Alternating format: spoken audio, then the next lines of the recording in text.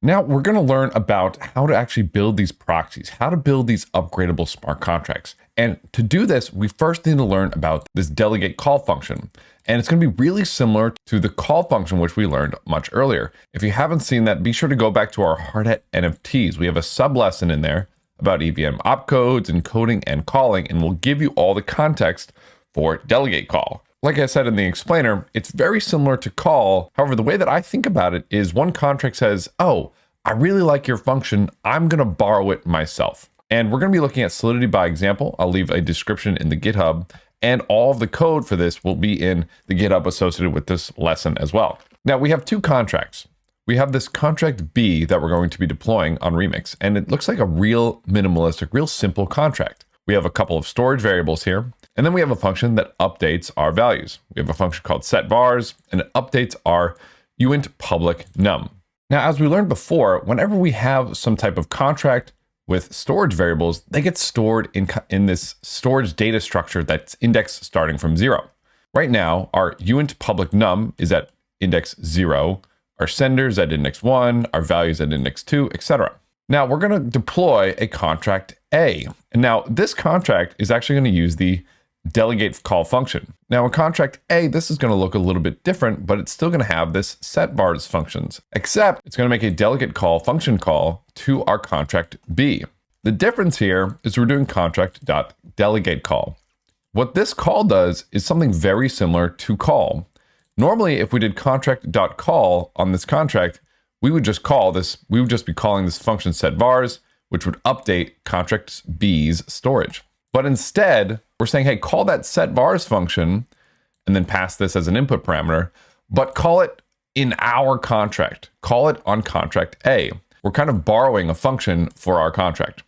And so instead, what we're going to do is we're going to borrow this setVars and run this setVars function over here. Now, the difference is instead of num equals num, the variables could be named different than the variables on contract A. So instead of num equals num, our contract is going to say, hey, whatever's at storage of 0, have that equal to whatever we pass as an input parameter. And if that's a little bit confusing, just stay with me. Let's go ahead and let's see this in Remix. So I'm going to copy paste this code into Remix here so we can kind of test and see what this looks like. Again, there's a link to this in the GitHub repo associated with this course. Feel free to pause the video to grab this link. It's solidity-by-example.org/delegatecall. Or you can just grab the code directly from lesson 16, hard hat upgrades. So let's compile this code and let me show you what I mean. So I'm going to compile it and we'll go to the run tab. And first, let's deploy this contract B. We'll hit deploy. We now have a contract. Num, sender, and value are all blank. We'll update the number to something like 777. We'll hit setVars. SetVars will change the storage variable num to 777. And then we're changing the sender and the value. Sender and value is 0. Now let's deploy contract A. So we'll scroll back up, contract A, deploy. Of course, we're on the JavaScript VM. Now we have this contract A with num, value, and sender are also all blank. But when we call setVars, it's going to borrow this setVars function from contract B and run it in contract A. You can almost think of it as if we're copying setVars and pasting it into our contract A just for one run and then immediately deleting it again. That's what this delegate call function does. So when I call setVars, I'm going to pass it this contract address as an input parameter so it knows to call this contract's setVars function. When I pass it the address and I pass 987, since we're borrowing the function, we're not going to update this num on contract B. We're going to update the num on contract A. So when I hit setVars, we see num now has 987, we see sender, and we see value still being 0 here. Because again, we're borrowing this function and running it here. Now, the way that this works is it actually doesn't look at the names of our storage variables. It looks at the storage slots.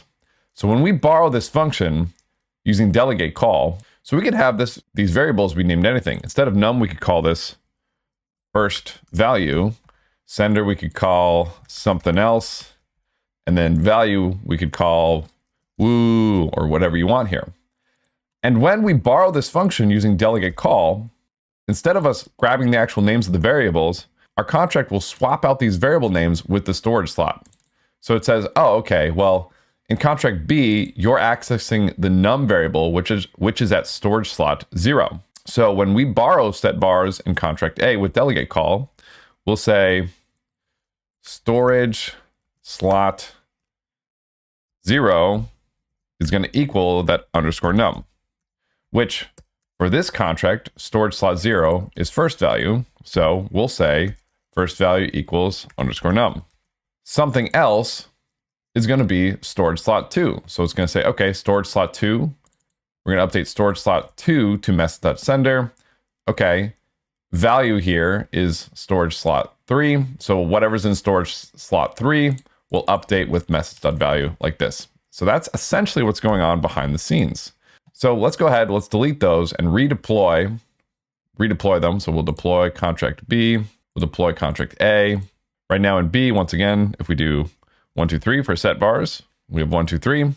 And in contract A, now even though these variables have different names, we could grab contract B's address, paste it in, do 654, hit set vars, and first value is now 654. So delegate call allows us to borrow functions and then just transposes whatever is in here to the storage location equivalents. And the other thing that's interesting is that even if you don't have variables, it'll still save to storage slots. So in contract A, if we didn't have any of those variable names, storage slots 0, 1, and 2 would still get updated. Now here's where things can get really interesting. Let's delete our contract A again, and let's change the type of our contract A's first value from a uint to a Boolean. Let's save that. And now let's deploy contract A. Now, when we call set vars on our contract A, it's still going to use the set vars function of contract B, which takes a uint and assigns the first storage slot, that number we pass it. But our first storage slot is now a Boolean. So what do you think is going to happen now? Well, let's try it out. Let's copy contract B's address, paste it in here. We'll do 222 as our input parameter. We'll hit set vars. Our transaction actually does go through. And now when we look at first value, it says true. Huh, that's really weird. Well, what if we change set vars to 0 and hit set vars? And now first value is false. In storage here, when we add a number with set vars, it's going through because it's just setting the storage slot of the Boolean to a number. And when Solidity reads it, it goes, oh, well, first value is a Boolean. So if it's anything other than 0, it's going to be true. So this is how you can actually get some really weird results if your typings are different or if your storage variables are different. What if we made this an address? So this is where working with delegate call can get really weird and really tricky really fast.